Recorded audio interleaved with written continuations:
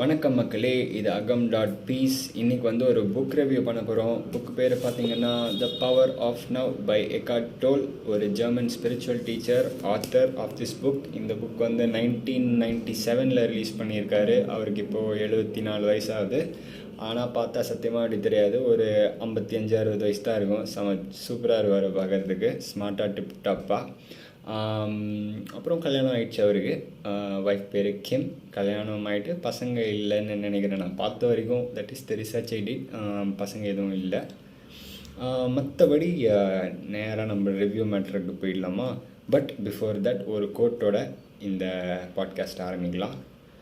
என்னென்னா, நம்ம ஆத்தரோட கோட்டு தான், believing in God is a poor substitute for the reality of God. எப்படி? Believing in God is a poor substitute for the reality of God. அப்படியே அந்த ரிஃப்ளெக்ஷன்ஸோட நம்ம டைரெக்டாக ஜம்ப் பண்ணிடலாம் இந்த பாட்காஸ்ட்டு. இந்த பாட்காஸ்ட்டில் வந்து ரிவ்யூ எப்படி பிளான் பண்ணியிருக்கேன்னா 4 பார்ட்டாக பிரிச்சுருக்கேன்.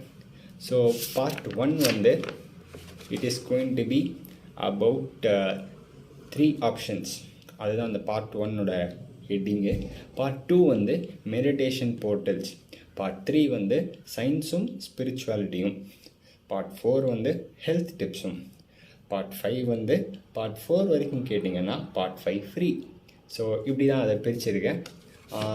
இந்த பார்ட் 1க்கு போகிறதுக்கு முன்னாடி சில விஷயங்களை சொல்லிக்கிறேன். ஸோ இது வந்து என்னோடய செகண்ட் புக். நான் படித்ததுலேயே இதுதான் என்னோடய செகண்ட் புக். ஃபஸ்ட் புக் வந்து டான்ஸ்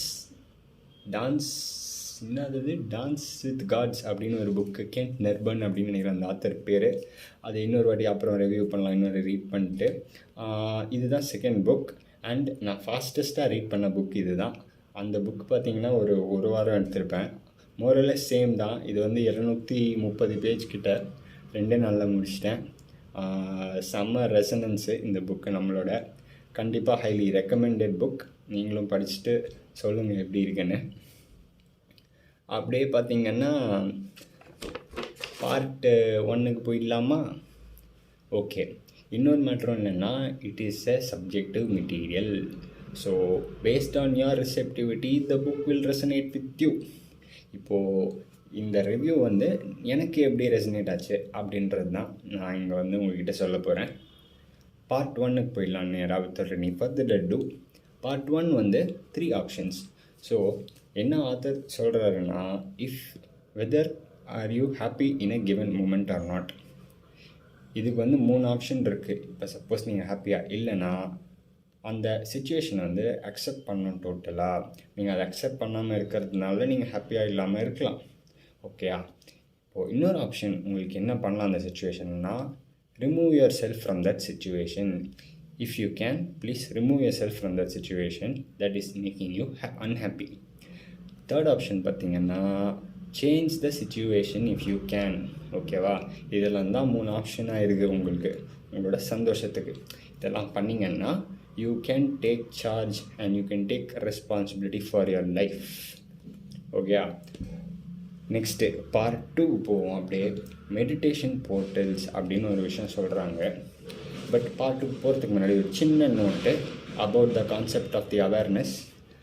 அவேர்னஸ் எப்படின்னா, இப்போ நம்ம மைண்டில் என்ன நடந்துகிட்டே இருக்குது அப்படின்னு பார்க்குறது தான் அவேர்னஸ். விட்னஸிங் அப்படின்றது தான் மேட்ரு. ஸோ சம்டைம்ஸ் இதை நம்ம எப்படி மிஸ்டேக் பண்ணிப்போம்னா, நம்ம மைண்டோட ஏதாச்சும் ஐடென்டிஃபை பண்ணிப்போம்னு வச்சுக்கோங்களேன். அந்த ஒரு ஐடென்டிட்டிலேருந்து நம்ம மைண்டில் என்ன நடக்குது அப்படின்னு பார்த்துட்டு இருக்கோம். அது அவேர்னஸ் இல்லை. அந்த ஐடென்டிட்டி இல்லாமல் பார்க்குறது தான் அவேர்னஸ். ஓகேவா? ஸோ இந்த விஷயந்தான் அவருக்கு அந்த 29 இயர்ஸ் இருக்கிறப்போ ஒரு டைமென்ஷன் ஓப்பன் ஆச்சு அப்படின்றல. இந்த அவேர்னஸ் தான் அவருக்கு வந்திருக்கு. ஸோ அவர் கோத்ரூ பண்ண எல்லாமே மைண்டில் தானே தாட்ஸாக பர்சீவ் பண்ணியிருப்பார். ஸோ இப்போ அந்த மாதிரி நடக்கும்போது இது ஓப்பன் அப் ஆச்சான். இது ஓப்பன் அப் ஆகிட்ட அப்புறம் ஒரு பெரிய ஃப்ரீடம் கிடச்சி தான் அதுலேருந்து. ஓகேயா? ஸோ அது ஒரு விஷயம். அண்ட் ஆத்தர் என்ன சொல்கிறாருன்னா, இந்த அவேர்னஸ் வந்து கிரேஸ்னால் நடக்கும் அப்படின்றாரு. கிரேஸ்னால் என்னென்னா, 3 விதமாக இது நடக்கும். என்னென்னா, when a person is undergoing extreme suffering, pain, இப்போ cancer patient physical pain undergo பண்ணுறாங்க, இல்லை ஒருத்தவங்க வந்து ரொம்ப மென்டல் பெயின் அண்டர்கோ பண்ணுறாங்க அப்படின்னா, they are very close to being liberated அப்படின்னு சொல்லாமே. Because they will be open to a new dimension. They will discover this dimension. This dimension will come to them அப்படிங்கிற மாதிரி. They will realize this dimension in their reality அப்படிங்கிற மாதிரி சொல்கிறாரு. Okay, மற்றபடி இன்னொரு விஷயத்தில் இது எப்படி நம்மளுக்கு தெரிய வரும்னா, கேர்ள்ஸ்க்கு ஃபீமேல்ஸ்க்கு வந்து அவங்களோட பீரியட்ஸ் பெயின் வருது இல்லை, ஸோ அந்த டைமில் வந்து இதை வந்து வாட்ச் பண்ணாங்க அப்படின்னா, இதை வந்து இந்த ஃபீலிங்க்கு சரண்டர் பண்ணாங்க அப்படின்னா, they surrender to their pain. ஓகேவா? ஸோ அவர் சரண்டர்னு சொல்லும் போது என்ன சொல்ல வர்றாருன்னா, you just let the pain be. So when you let the pain be, you become free of it. You don't try to do anything about the pain, let it be. So அப்படி இருக்கும் போது you will be able to watch it, you will be able to become aware of it அப்படின்னு சொல்கிறாரு. இதெல்லாம் தவிர இன்னொரு point of லைஃப்பில் வந்து நம்மளுக்கு இது ஒரு ஆப்பர்ச்சுனிட்டியாக கிடைக்கும், to become aware of this awareness. அது எப்படின்னா, நம்ம செத்துட்டு அப்புறம் அந்த ஃபியூ 10 minutes கிடைக்கும் போல், அந்த டைமில் வந்து இந்த ஆப்பர்ச்சுனிட்டி இருக்குது, that we can become aware. But அவர் என்ன இன்னொன்று சொல்கிறாருன்னா, முக்கால்வாசி நேரம் வந்து நம்ம டெத்தை வந்து ஒரு அன்அக்செப்டபுளான ஒரு பிளேஸில் தான் நம்ம வச்சுருக்கோம் இப்போ இந்த ஜென்ரேஷனில். ஸோ அந்த மாதிரி ஒரு ஆப்பர்ச்சுனிட்டி வரும்போது நம்ம பயந்துட்டு அதை எடுக்காமல் போயிடுவோம். அதை நம்ம அந்த அவேர்னஸை வந்து நம்மளால் ஆக்சஸ் பண்ணாமல் முடியாமல் போயிடுவோம் அப்படின்ற மாதிரி சொல்கிறார். ஸோ இந்த சில விஷயங்களோட நம்ம வந்து பார்ட் 2க்கு போயிடலாம். பார்ட் 2 பார்த்திங்கன்னா மெடிடேஷன் போர்ட்டல். மெடிடேஷன் போர்ட்டல் பொறுத்த வரைக்கும் 3 விதமாக அவர் சொல்கிறார் நம்ம மெடிடேஷன் பண்ணலாம் அப்படின்னு. ஓகே, எப்படின்னா பிரெத் அவேர்னஸ். இப்போ பாருங்களேன், நம்ம வந்து இப்போது நம்ம அட்டென்ஷனை வந்து நம்ம பிரெத்துக்கு கொடுக்குறோம் அப்படின்னா, நீங்கள் அப்படி பண்ணும்போது உங்களுக்கு வந்து வேறு எந்த சிந்தனைகளும் வராது. நீங்கள் ட்ரை பண்ணி பாருங்களேன். ஓகே, நீங்கள் ட்ரை பண்ணியிருப்பீங்கன்னு நினைக்கிறேன். உங்களுக்கு ஏதாச்சும் டிஃப்ரென்ஸ் தெரிஞ்சிருக்கும். இல்லை நீங்கள் அதுக்கப்புறம் இந்த பாட்காஸ்ட்லாம் கேட்ட அப்புறம் ட்ரை பண்ணுங்கள் ஃப்ரீயாக இருக்கும்போது. Sometimes when you feel that something is going out of control internally, you try to do this breath meditation, okay, or this breath awareness. Give your attention to the breath. Take your inhalation and exhalation. உங்கள் abdomen உள்ள வெளியில் வரதெல்லாம் வந்து notice பண்ணுங்கள். இப்படி பண்ணும்போது we will be able to meditate. So this is one way of practicing meditation அப்படின்றாரு. இதுக்கப்புறம் பார்த்திங்கன்னா லைட் விஜுவலைசேஷன் அப்படின்னு சொல்கிறாரு. எப்படின்னா, நம்ம ஒரு மென்டல் இமேஜ் க்ரியேட் பண்ணிக்கணுமா, நம்மளை சுற்றி நிறைய லைட் இருக்கிற மாதிரி. அப்படி பண்ணும்போது நம்மளோட பீயிங் வந்து ஆக்சஸ் பண்ண முடியும். we can feel our being அப்படின்னு சொல்கிறாரு. ஸோ பேசிக்லி பீயிங்னு சொல்லும் போது ஒரு ஃபார்ம்லெஸ் ஆஸ்பெக்ட் தான். அந்த ஃபார்ம்லெஸ் ஆஸ்பெக்டை வந்து நம்மளால் ஃபீல் பண்ண முடியுன்ற மாதிரி அவர் சொல்கிறார். ஓகே, லைட் விஜுவலைசேஷன்றது தான் second method meditation, accessing meditation portal. இன்னொரு மெத்தட் என்னென்னா intense looking at an object. For example, ஒரு ஃப்ளவர் முன்னாடி வச்சுட்டு அதை வந்து ஃபோக்கஸ்டாக give your focused attention on that object, on that flower. அப்படி பண்ணும்போது நம்மளுக்கு தாட்லெஸ்ஸான ஒரு ஜோனுக்கு போக முடியும் அப்படின்றாரு. ஸோ பேசிக்லி அதுவும் வந்து ஒரு விதமான மெடிடேஷன். ஃப்ளவர்னு மட்டும் இல்லை, எந்த ஆப்ஜெக்ட் வேணால் வச்சு நீங்கள் ட்ரை பண்ணலாம். பட் இப்படியும் ஒரு மெத்தடில் நீங்கள் ப்ராக்டிஸ் பண்ணலாம் மெடிடேட்டிவாக ஆகிறதுக்கு அப்படின்னு சொல்கிறாரு. ஓகே, இப்போ வந்து நம்ம பார்ட் 3க்கு போகிறோம். அந்த பார்ட் 3க்கு போகிறதுக்கு முன்னாடி ஒரு சின்ன நோட் மாதிரி சொல்லிக்கிறேன். அவர் இன்னர் பாடி அப்படின்றது ஒரு விஷயம் சொல்கிறாரு. இன்னர் பாடின்றது ஒன்றும் இல்லை, அந்த அவேர்னஸ் தான். அந்த அவேர்னஸ் எப்படின்னு சொல்கிறாருன்னா, it is a bridge between the physicality and the non physicality அப்படின்றாரு. ஓகே, ஸோ அது ஒரு விஷயம் உங்கள்கிட்ட சொல்லலான்னு நினச்சேன் அடுத்த பார்ட்டுக்கு போகிறதுக்கு முன்னாடி. இப்போது பார்ட் 3க்கு போயிடலாமா? பார்ட் 3ல் பார்த்திங்கன்னா சயின்ஸும் ஸ்பிரிச்சுவாலிட்டியும் இப்படின்றது தான் அந்த பார்ட் 3யோட டைட்டில். இங்கே வந்து எனக்கு ரொம்ப பிடிச்ச ஒரு பார்ட்டுன்னு சொல்லலாம். ஏன்னா எனக்கு சயின்ஸில் ரொம்ப இன்ட்ரெஸ்ட் ஃப்ரம் ஸ்கூல் டேஸ். அப்படி இப்படி பிரெயின் வாஷ் பண்ணி என்னை காலேஜ் எடுக்க வச்சுட்டாங்க. நம்ம கவுன்சிலிங்லும் யாரோ சொன்னாங்க. அதுக்கப்புறம் அப்படி இப்படி பண்ணி ஆகிடுச்சுன்னு வச்சுக்கோங்க. பட் ஆனால் எனக்கு நேச்சுரலி ரொம்ப ரொம்ப இன்ட்ரெஸ்ட்டு சயின்ஸில். ஸ்கூல் டேஸில் ஓப்பன் டேலலாம் எங்கள் அம்மா அப்பா கிட்ட எங்கள் டீச்சர்லாம் வந்து இப்போது சன்ரைஸ் இந்த ஈஸ்ட் அப்படின்னு சொன்னாங்கன்னா நான் ஒய் டஸ் சன்ரைஸ் இந்த ஈஸ்ட் அப்படின்னு கேட்பேன்ற மாதிரிலாம் சொல்லியிருக்காங்க. பட் தட் இஸ் ட்ரூ, எனக்கு ரொம்ப பிடிக்கும் சயின்ஸு. ஸோ இந்த பார்ட்டில் வந்து அவங்க சயின்ஸ் பற்றிலாம் கொஞ்சம் சொன்னாங்க. எனக்கு செம்ம மைண்ட் ப்ளோயிங்காக இருந்தது. மைண்ட் ப்ளோயிங் என்ன சொல்கிறது, ஃபேசினேட்டிங்காக இருந்தது இந்த செக்மெண்ட்டு. ஸோ இப்போ வந்து இந்த ஆத்தர் வந்து என்ன சொல்கிறாருன்னா, ஐன்ஸ்டைன் வந்து ஒரு சொல்லியிருக்காராம், space and time are not separate entity அப்படின்னு. ஸோ அவர் அதுவே வந்து இன்னர் பாடிக்கு ஈக்குவேட் பண்ணி இந்த ஆத்தர் ஒன்று சொல்லியிருக்காரு. என்னன்னா, தி awareness is space and being now is time அப்படின்றாரு. ஓகேயா? ஸோ அது ரெண்டும் வந்து வேறு வேறு என்டிட்டி இல்லை, இது ரெண்டும் ஒன்று தான் அப்படின்னு சொல்கிறாரு. இந்த புக்கோட ஃபண்டமெண்டல் கான்செப்டை பார்த்திங்கன்னா பீயிங் இன் நவ் தான். அது நான் பார்ட் 4 முடிச்சிட்ட அப்புறம் என்னன்னு சொல்கிறேன் ஃபைனலாக. அப்புறம் வந்து இன்னொரு விதமாக நம்ம ஸ்டில்னஸை ஆக்சஸ் பண்ணலாம், நம்ம மெடிடேட்டிவ் ஆகலாம். ஓகேவா? அது எப்படின்னா, இப்போ நான் பேசிகிட்டே இருக்கேன்ல, நான் பேசும்போது நடுவில் ஏதாச்சும் கேப்ஸ் வரும், இல்லை சைலன்ஸ்லாம் இருக்கும். ஓகேவா? இல்லை நான் பேசுகிறது மட்டும் இல்லை, நீங்கள் வேறு ஏதாச்சும் சவுண்டு கூட கேட்டு பாருங்களேன். ஒரு பறவை ஏதோ பாடுது, நடுவில் ஏதாச்சும் கேப் வருது. ஓகே, அந்த கேப்ஸ்க்கு வந்து நீங்கள் அட்டென்ஷன் கொடுத்தீங்கன்னா உங்களால் அந்த சைலன்ஸை ஃபீல் பண்ண முடியும். அந்த சைலன்ஸை ஃபீல் பண்ணும்போது நீங்கள் மெடிடேட்டிவாக இருப்பீங்க, உங்களால் அந்த அவேர்னஸை கொஞ்சம் ஆக்சஸ் பண்ண முடியும் அப்படின்னு வச்சுக்கோங்க. அதான் அவர் சொல்கிறாரு. அது மட்டும் இல்லாமல் இன்னொரு விஷயமும் சொல்கிறாரு, எப்படி மெடிடேட்டிவ் ஆக முடியும், எப்படி அந்த மெடிடேஷன் ஆக்சஸ் பண்ணலாம் அப்படின்னா, ஸ்பேஸில் வந்து ஏதோ ஒரு ஆப்ஜெக்ட் இருக்குதுன்னு வச்சுக்கோங்க. when you give your visual attention to space instead of that object, you have a chance to be aware, to become aware, to become still அப்படின்னு சொல்கிறாரு. ஸோ இதுதான் இந்த சயின்ஸ் ரிலேட்டடான ஃபேக்ட்ஸ் எல்லாம் சொல்லும்போது இதுதான் அவர் சொல்லியிருக்காரு. எனக்கு ரொம்ப ஃபேசினேட்டிங்காக இருந்தது. I hope you also felt the same. நீங்களும் இதெல்லாம் ட்ரை பண்ணி பாருங்கள். பேசும்போது சைலன்ஸை கேட்டு பாருங்கள், பார்க்கும்போது ஸ்பேஸை ட்ரை பண்ணி அட்டென்ஷன் கொடுத்து பாருங்கள், எப்படி ஃபீல் ஆகுதுன்னு சொல்லுங்கள். ஏதாச்சும் ரெசனேட் ஆச்சா, இல்லை கனெக்ட் ஆச்சா, வைப் ஆச்சா, ஏதாச்சும் சொல்லுங்கள், டிஎம் பண்ணுங்கள் நம்மளுக்கு அப்புறமா. ஓகேயா? இதுக்கப்புறம் ஃபைனலாக நம்ம வந்து இல்லை பார்ட் 4க்கு போவோம். ஃபைனலில் செகண்ட் பிஃபோர் ஃபைனல் பார்ட் 4ல் பார்த்திங்கன்னா ஹெல்த் ஃபேக்ட்ஸ். ஓகேயா? என்ன சொல்கிறாங்கன்னா, டெய்லியும் வந்து சிம்பிளாக சில விஷயங்கள் சொல்லியிருக்காங்க நம்ம ஹெல்த்தியாக இருக்கிறதுக்கு. The more and more awareness we bring in our lives, the more and more healthier we become அப்படின்றாங்க. ஸோ டெய்லியும் நீங்கள் ராத்திரி தூங்க போகிறதுக்கு முன்னாடி, காலையில் எழுந்திரிச்சிட்ட அப்புறம் try to fill your entire body with awareness. Try to bring that awareness within yourself every night and every morning.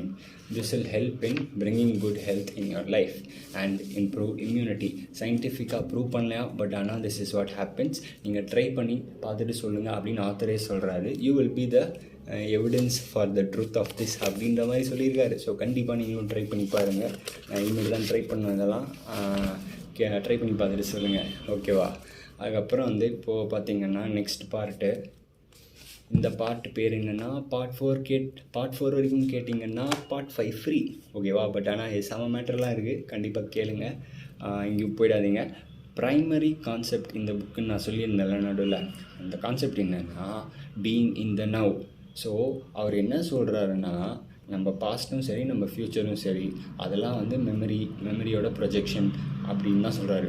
So real transformation happens only in now. இப்போது எப்படி உங்களால் இங்கே இருக்க முடியும் அப்படின்னா, வித்தவுட் யுவர் மெமரி நீங்கள் இங்கே இருந்தீங்கன்னா, if you are able to be like that being அப்படின்றது. ஓகேயா?